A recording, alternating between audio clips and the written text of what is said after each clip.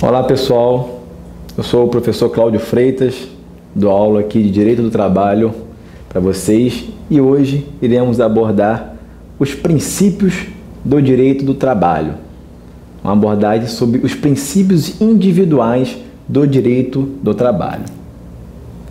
Antes mesmo de colocarmos essa ideia de princípios, os princípios individuais, teremos que saber o que são princípios. Princípios, segundo a doutrina mais recente, eles são normas.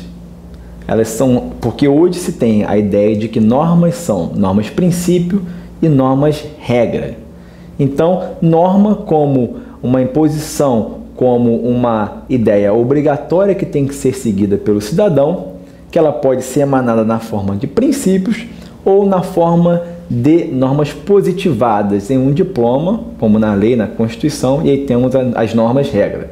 Então temos as normas princípio, ou vou chamar só de princípio aqui.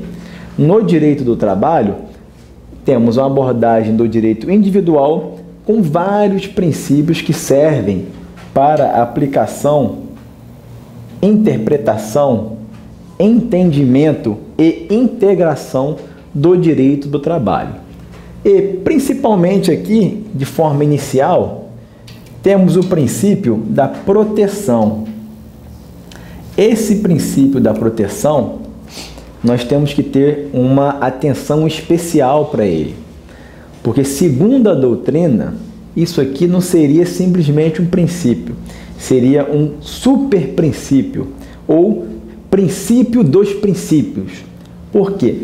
Observe, o próprio nome, proteção, é uma ideia bastante abrangente. Proteção ao trabalhador, né? Obviamente, essa é a ideia da proteção do direito do trabalho. E a partir da ideia de proteção, que se pode pensar em todos os outros princípios do direito do trabalho. Princípio da norma mais favorável, da condição mais benéfica, né? Princípio da continuidade. Então, é a partir da proteção que se incute a ideia toda do direito do trabalho, toda a normatividade trabalhista, ela se baseia no princípio da proteção ao hipossuficiente. Essa é a ideia, proteção ao hipossuficiente.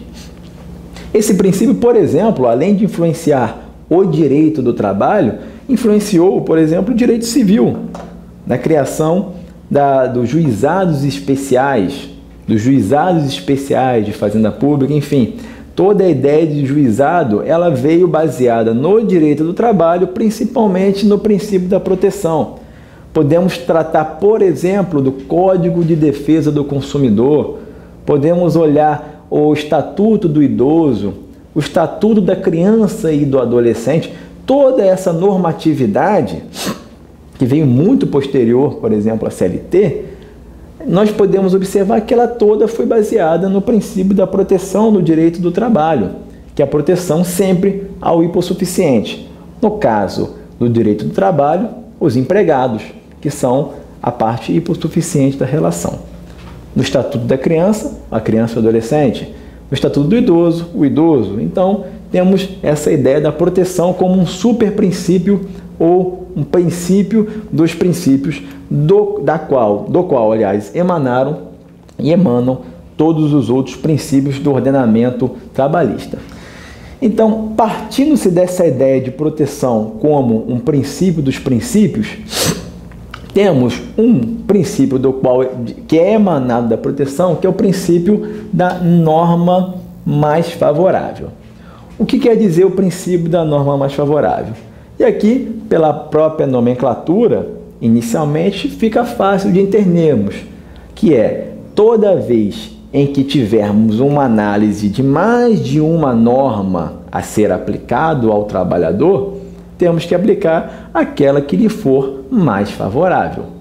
E aí, essa ideia da norma mais favorável, a gente chegou a abordar na parte de conflito entre normas autônomas, quando se tem um acordo coletivo, por exemplo, em contradição aparente com uma convenção coletiva, e aí aplicamos o princípio da norma mais favorável através da teoria do conglobamento, que é aquela ideia de analisarmos o diploma de uma forma completa de um lado, o diploma de uma forma completa do outro, para sabermos qual deles é o mais favorável ao trabalhador. Mas essa ideia da norma mais favorável, ela é aplicada não só nos diplomas autônomos, nas convenções, nos acordos coletivos, mas de uma maneira geral, imaginando que uma lei ela crie um determinado direito, aliás, ela amplie um determinado direito para um trabalhador, enquanto que uma outra lei de uma maneira genérica ela não ampliava, por exemplo. Uma ideia que agora, infelizmente, não temos mais, é a ideia da lei dos eletricitários. Ele concedia o adicional de periculosidade de 30% sobre o salário, enquanto a CLT ela concede o adicional de periculosidade de 30% sobre o salário base, sim, as gratificações, prêmios e outros adicionais. O que se tinha até pouco tempo, que essa norma dos eletricitários acabou sendo revogada recentemente, era que temos uma norma mais favorável aos eletricitários. Então, nesse caso, se aplica a norma mais favorável, o princípio da norma mais favorável ao trabalhador. Além do princípio da norma mais favorável ao trabalhador, temos o princípio da condição mais benéfica. O princípio da condição mais benéfica, então vamos observar aqui, ele tem uma sutileza de diferenciação em relação ao princípio da norma mais favorável. Por quê? O princípio da norma mais favorável, ele analisa dispositivos legais ou dispositivos normativos, melhor ainda dizendo, em acordos, leis, decretos, enfim, qualquer diploma normativo que trate do trabalhador de uma forma mais favorável do que outra.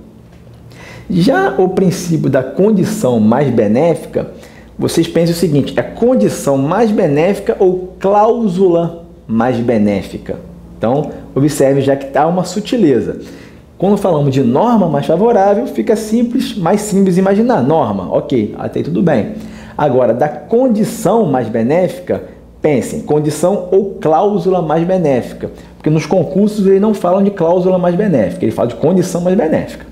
Então, vocês pensam, condição ou cláusula, tá? Então, você já pensa no cláusula, opa, já não é a mesma coisa que norma. Vamos de cláusula. Cláusula remete a quê? Cláusula de contrato. Então, condição mais benéfica é você analisar na relação individual, na relação contratual do trabalhador. Naquela relação contratual, ela é mais benéfica para ele. O que é mais benéfico para ele? Você analisar, por exemplo, um contrato que foi celebrado agora, nesse momento, com o trabalhador. Vamos dar um exemplo.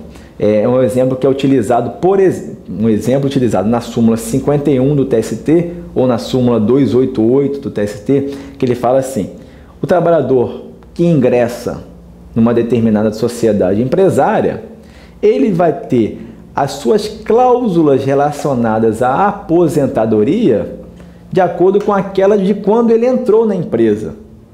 Sendo que, se posteriormente essas cláusulas forem modificadas para prejudicá-los, aí, meu amigo, não tem como ser aplicada. Então, temos aqui a condição mais benéfica. Temos aquela condição que foi lá do início do contrato dele e que depois de certo tempo foi modificada, prejudicando o trabalhador. Neste caso, então, esqueça-se a aplicação daquela condição posterior prejudicial em detrimento daquela inicial que lhe foi mais benéfica. Então, essa é a ideia da condição ou cláusula mais benéfica, ok? Então, atenção, norma mais favorável, uma norma de uma maneira geral, condição ou cláusula mais benéfica, vocês analisam o trabalhador individualmente, tá? Ok. Além desses dois princípios, lembrando sempre, todos emanados lá do princípio da proteção, temos o princípio da primazia da realidade. Esse princípio, pessoal, ele é de suma importância, principalmente em audiências ou quando é prolatada uma sentença num caso concreto. Por quê? Em muitos casos, o trabalhador, ele afirma lá, imagino que ele ingressou com uma demanda na justiça laboral, e afirma que, apesar de ele ter sido contratado como faxineiro, ele exercia a função, por exemplo, de porteiro, que o porteiro tem uma remuneração maior do que o do faxineiro, dando um exemplo genérico, mas que realmente em alguns casos isso acontece. Ou que ele foi contratado por uma função X e na verdade ele acumulava com outras funções, exercia diversas outras funções. Então temos que analisar o quê? Qual é a realidade? Se olharmos lá a carteira de trabalho dele ou o próprio contrato em si, vamos ver, não, ele foi contratado na função X. Mas se analisarmos a realidade, a verdade dos fatos, vamos observar que ele não exercia exatamente aquela função X, mas exercia a função Y, a função Z, enfim. Temos que analisar o que? A verdade, a busca da verdade real da relação de trabalho. Então a primazia da realidade, ela versa exatamente sobre isso. O que podemos alcançar com a realidade dos fatos. E essa realidade dos fatos, ela vai passar por cima de qualquer questão formal. Então, por exemplo, se está anotado na carteira de trabalho ou está assinado num contrato de trabalho, essa presunção não é absoluta, é uma presunção relativa de veracidade. Se for provado por A mais B que aquilo não era verdade, então iremos aplicar o princípio da primazia da realidade e conceder ao trabalhador todos os direitos que ele afirma dizer, né, que ele diz ter, né? Então, essa é a ideia, primazia da realidade, é o fato em detrimento da forma. O fato em detrimento da forma, ok? Temos um outro princípio também, e esse princípio já, apesar da doutrina tratar dele, ela já trata de uma forma um pouco relativizada, ou até, segundo alguns, nem mais existente, mas que classicamente ele já foi colocado como princípio do direito individual do trabalho, é o princípio do indúbio pró-empregado, pró-operário ou pró-mísero. Princípio do indúbio pró-empregado, pró-operário ou pró-mísero. O que esse princípio fala? Ele fala o seguinte: na dúvida, havendo alguma dúvida sobre o que se aplicar ao trabalhador, ou havendo alguma dúvida sobre o que ele fala e o que o empregador fala, aí a verdade é o que o empregado fala. Na dúvida, em prol do empregado. Ou é a mesma ideia do princípio do direito penal, do indúbio pro réu. Só que, na verdade, hoje em dia, a doutrina não tem mais se valido desse princípio, mas, na verdade, do princípio do ônus da prova, que é o que está lá disposto no artigo 818 da CLT e artigo 333, incisos 1 e 2 do CPC, que eles falam: quem tem o ônus de provar aquele fato, que prove. Se não é simplesmente o empregado falar algo determinado assunto, ou que ele diz fazer direito a isso, o empregador diz que ele não faz direito àquilo, e temos aí, digamos, o que se chama de prova empatada, entre aspas. Nesse caso, classicamente se entendia, havendo essa prova empatada e não havendo uma certeza sobre quem é que está certo na relação, na dúvida, pró-empregado. Ele está certo e ele leva a causa. Só que hoje em dia, como eu disse, o que se tem que analisar é realmente a questão do ônus da prova. Quem tem o ônus de produzir aquela prova sobre o fato alegado ou do fato desconstitutivo, por exemplo, é que tem que prová-lo. Por exemplo, imagine-se a hipótese em que o empregado fala que trabalhava em determinada função, o empregador diz: não trabalhava nessa função, trabalhava numa outra função. Então, o empregador atraiu para si esse ônus da prova de que o empregado era de uma outra função, então ele terá que provar aquela determinada função. O empregado, por exemplo, fala que trabalhava de 7 às 19, numa empresa em que há o controle de ponto, o controle de jornada. O empregador junta o seu controle de jornada, fala, ele trabalhava de 8 às 14, por exemplo, junta os controles de jornada, que não eram britânicos, diga-se de passagem, às vezes saía um pouco mais tarde, saía um pouco mais cedo, e aí agora o empregado ele tem que provar que na verdade aquele controle não estava correto, por exemplo. O que ele fazia era, eu batia, mas eu voltava para trabalhar. Eu batia, mas na verdade aquilo ali não era eu que batia aquele ponto, ou eu nunca assinei esse ponto nunca foi verdadeiro. Então, quem tem o ônus de provar determinados fatos é que aí sim iremos analisar se a prova vale para um lado ou para o outro. Por isso que esse princípio do indúbio pró-empregado, pró-operário, pró-mísero, ele está sendo bastante, nem relativizado, está sendo abandonado do direito do trabalho, mas ainda existe, ainda é citado por muitos doutrinadores. Dando continuidade, temos o princípio da indisponibilidade dos direitos trabalhistas.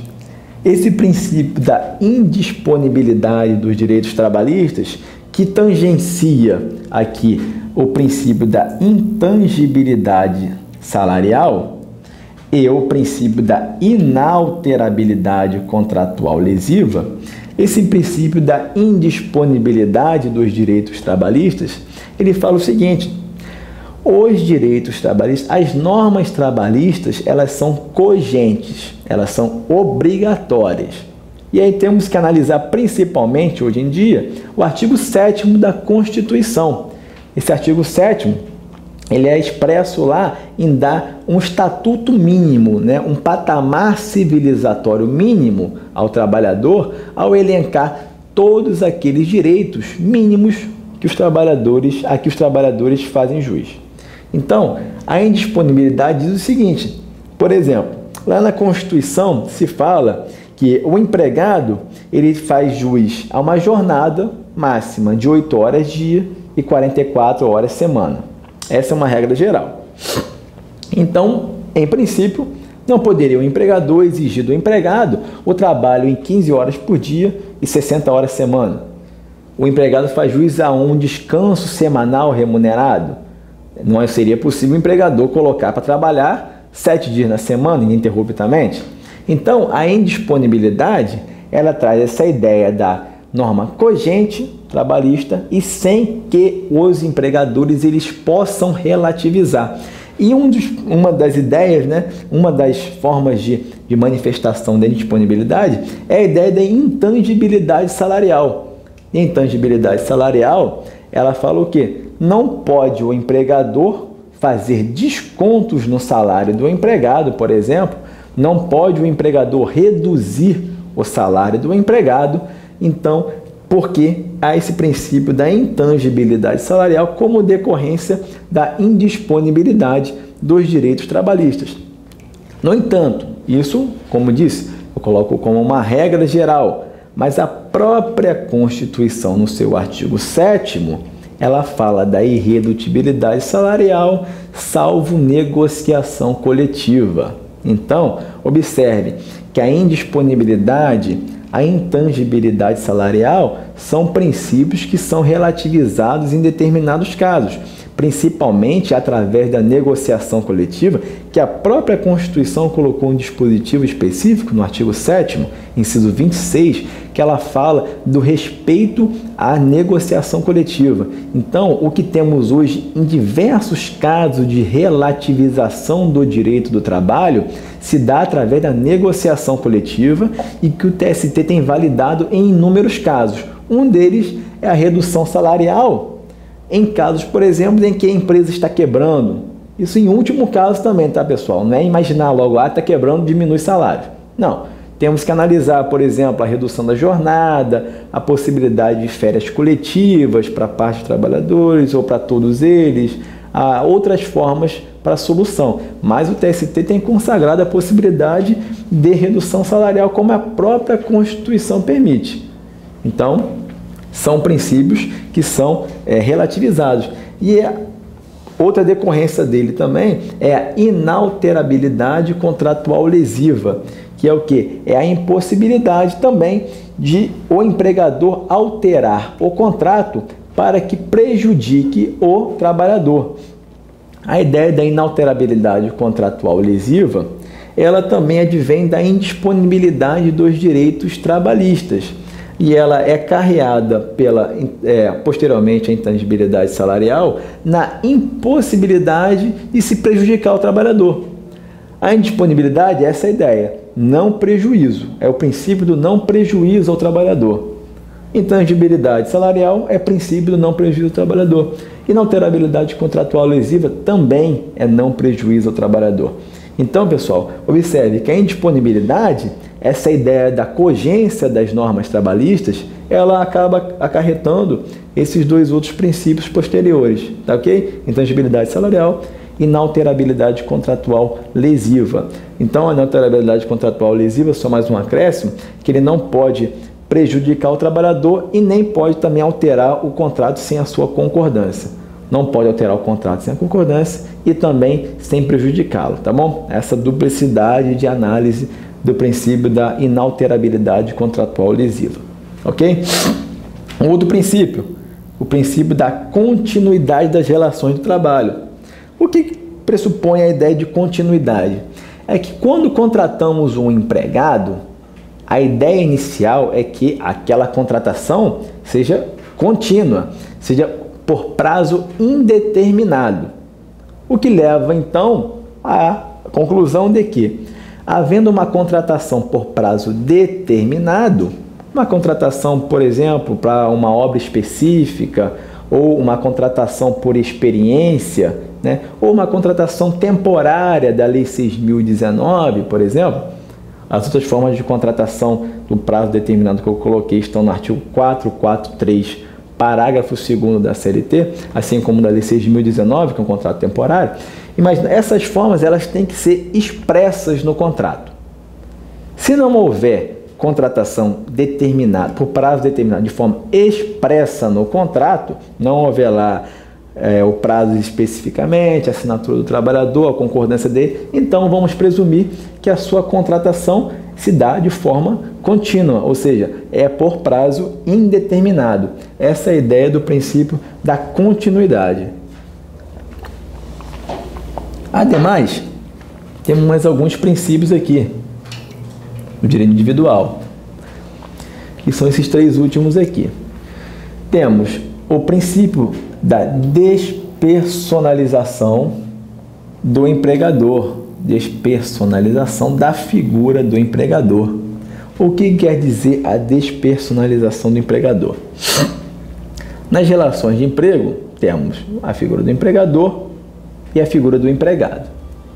A figura do empregado, ela sempre uma pessoa física, a pessoa própria do empregado. Já o empregador, ele não necessariamente será uma pessoa física, uma pessoa determinada.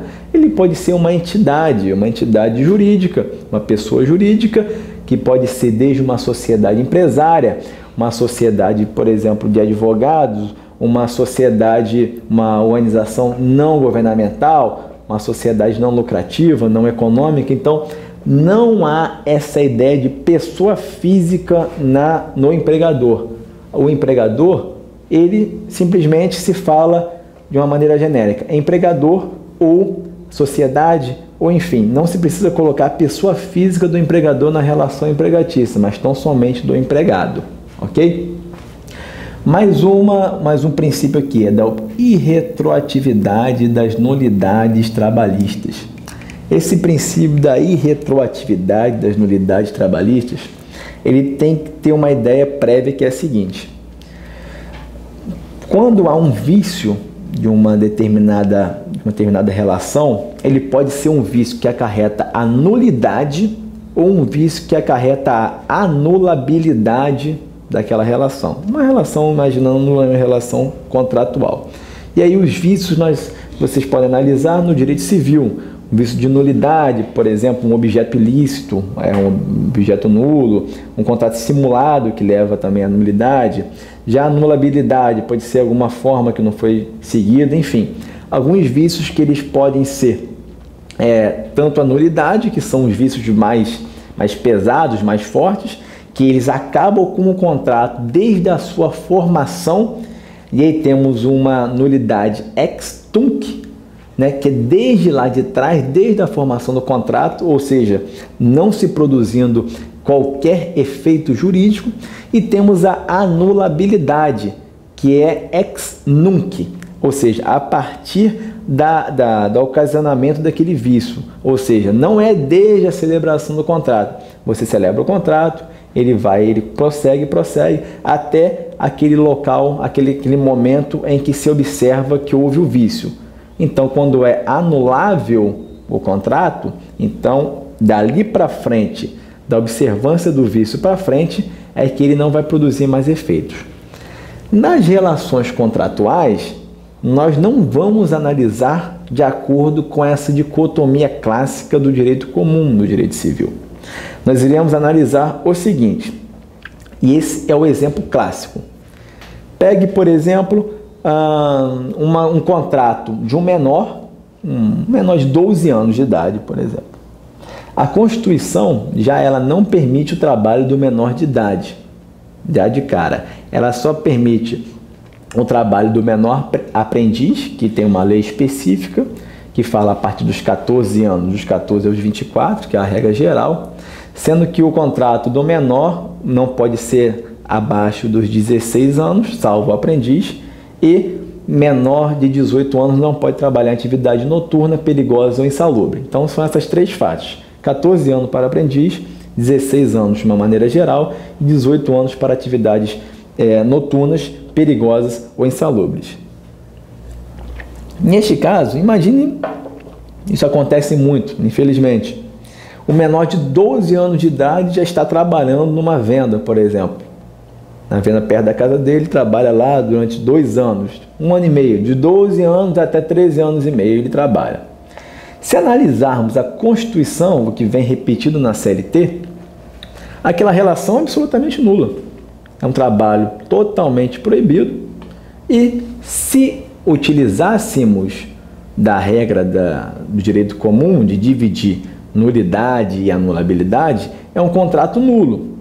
E aí não produziria efeitos algum, desde lá da contratação.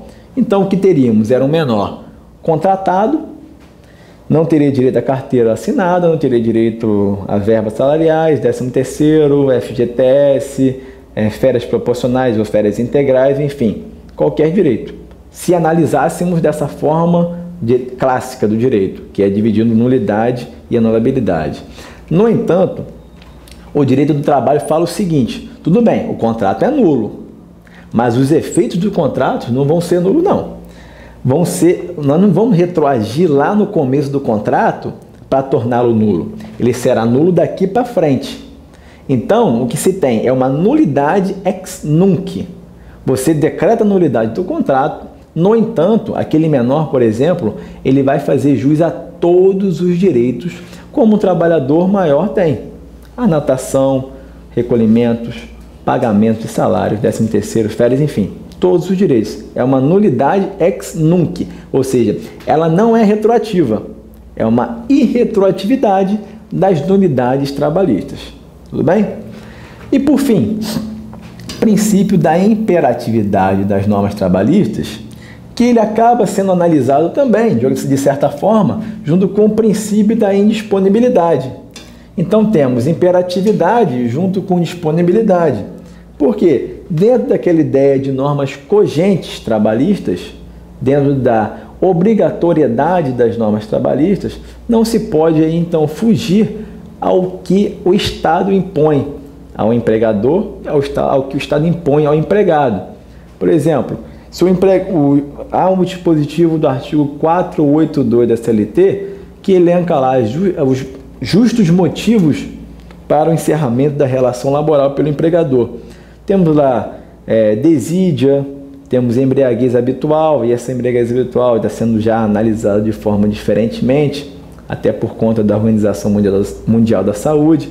Temos lá desídia, temos desobediência, né, às ordens lá do empregador, temos, ou seja, insubordinação, temos indisciplina, temos condenação criminal com trânsito em julgado, sem suspensão da pena. Enfim, são várias causas que levam ao término por justo motivo da relação de emprego. Neste caso, ou seja, o Estado ele obriga o empregado a não, de forma contrária, a não atuar de forma desidiosa, a não se insubordinar, a não praticar atos de indisciplina. Então temos obrigações aos empregados, assim como temos obrigações do empregador, no artigo 483, que é o que? Não exigir trabalho além das possibilidades do empregado, cumprir com as suas regras, por exemplo, pagamento de salário, pagamento de 13º, de férias, ou seja, as normas trabalhistas são imperativas. Não sendo cumpridas, aí sim vai acarretar, por exemplo, no que eu estou dando, o justo motivo para a rescisão do contrato por parte do trabalhador ou por parte do empregador. Então, essa imperatividade das normas trabalhistas, ela é analisada dentro também da indisponibilidade das regras laborais, ou seja, nesse caso não tem como se relativizar. Praticou aquilo, não praticou aquilo, não cumpriu a regra tal, não pagou o empregador, o empregado, a sua rescisão, não pagou as verbas rescisórias no prazo correto, ele vai incidir na multa do artigo 477. Então, a ideia da imperatividade, ela também está íncita na indisponibilidade das regras trabalhistas. Ok, pessoal? Então, esses são os princípios do direito individual do trabalho. Encerramos aqui e até a próxima aula.